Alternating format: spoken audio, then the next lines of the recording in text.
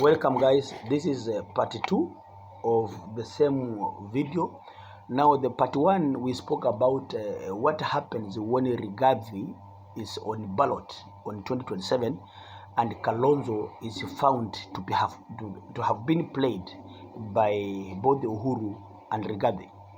And I said Kalonzo will move in with Ruto as a way of alliteration versus Rigathi, and that will be the plan of the State House, and it will have worked magic and wonders.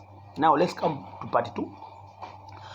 What happens when the expected opposition, the united opposition, that is Kalonzo and Matiang'i, later come to realize that Sifuna is on the ballot and is going all the way through, and is going to stand against Ruto in the next 2027 presidential bid.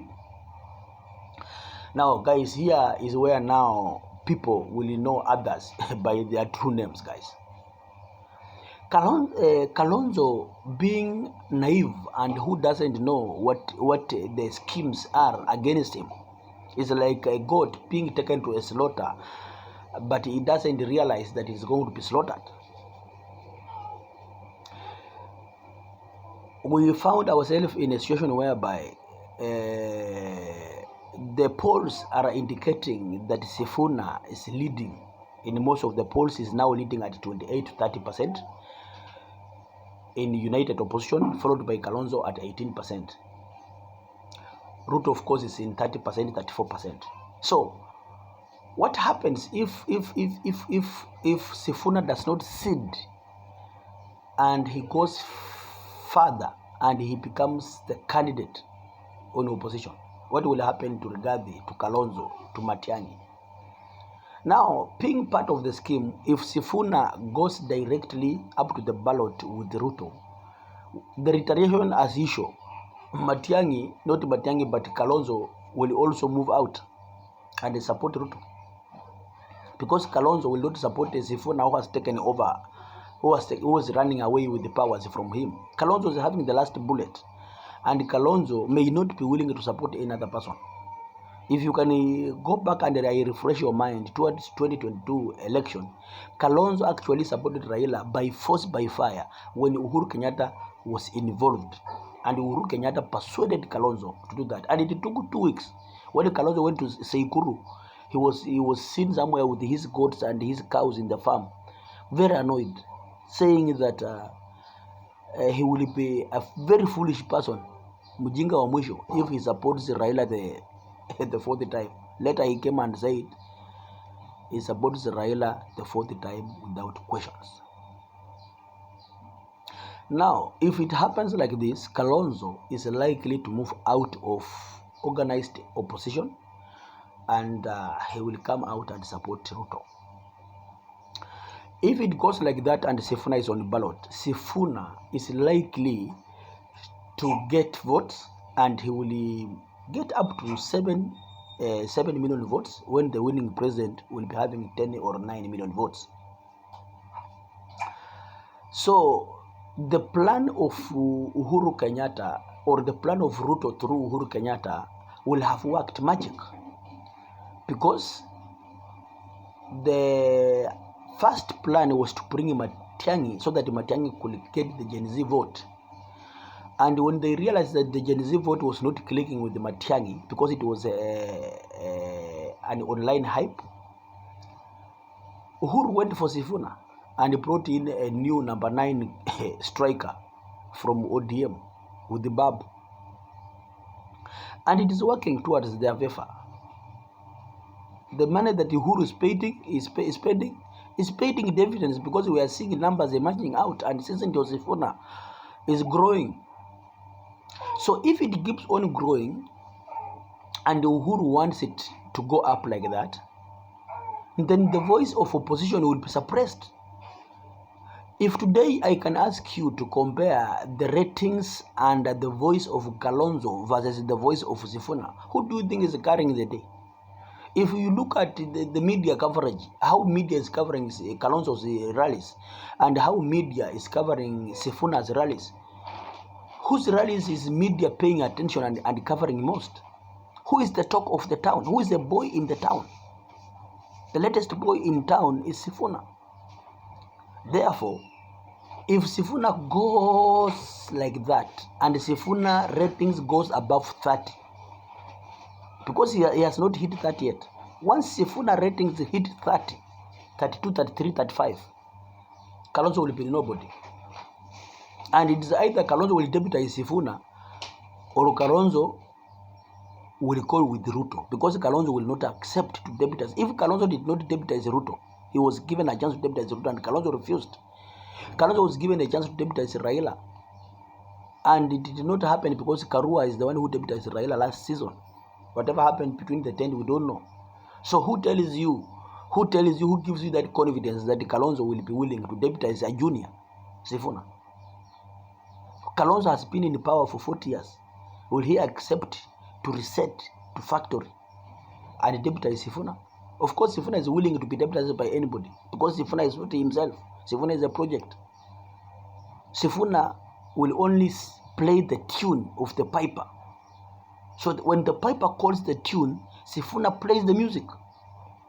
If Uhuru says today the rally is going to be in Garissa, Sifuna will be in Garissa. If Uhuru says the rally they are planning in Meru will be no rally, there will be no rally, because the person who has the money calls the tune. So we saw yesterday, we saw Matiang'i in Kajiado. Was it in Kajiado? I believe so. Not Kajiado. I think they were in. They were somewhere. Where? It's escaping me. If I remember, I'll tell you. Uhuru Kenyatta Honorable spoke to them on phone, claiming that anytime he plays politics, people tell him to shut.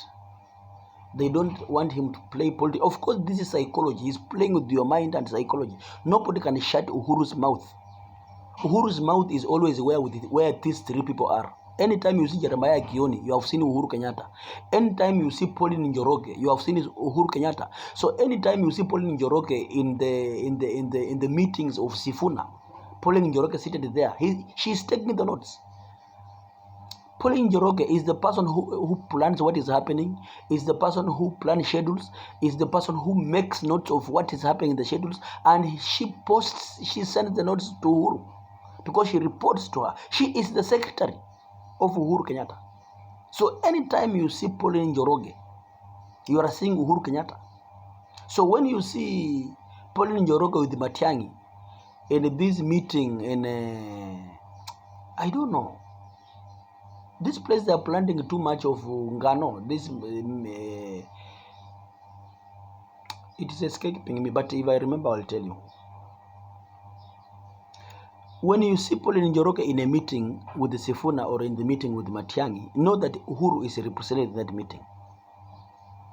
So the meeting of yesterday, it being done on 1st May Labor Day, was to echo what Ruto was going to react in the celebration, because the media will be covering Ruto. Therefore, Uhuru had to speak so that the media can give him an audience. And Uhuru had to speak about Matiang'i, and Uhuru said Matiang'i is my choice of 2027 presidential candidate. Why Matiang'i? Because Matiang'i is the third horse, Sifuna is the second horse, and Kalonzo is the first horse. And all these three horses, being in opposition, are going to divide the numbers. Matiang'i will be the presidential candidate deputized by this governor of Trans Nzoia, George Natembeya. Sifuna will be a presidential candidate deputized likely by Babu Owino.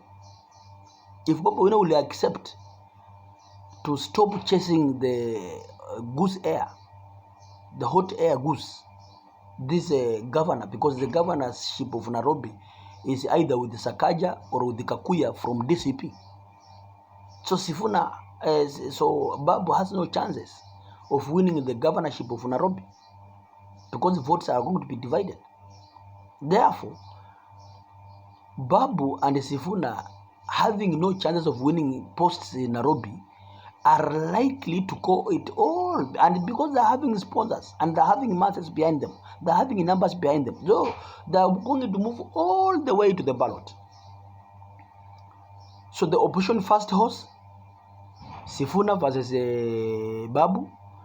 The opposition second horse, Kalonzo, tempted by somebody else whom he will pick, or probably Rigathi, tempted by Kalonzo, or Kalonzo, tempted by Rigathi, whoever. And the other horse is Matiang'i, deputized by Natembea. If Uhuru really wants opposition to win this thing, if Uhuru wanted Ruto,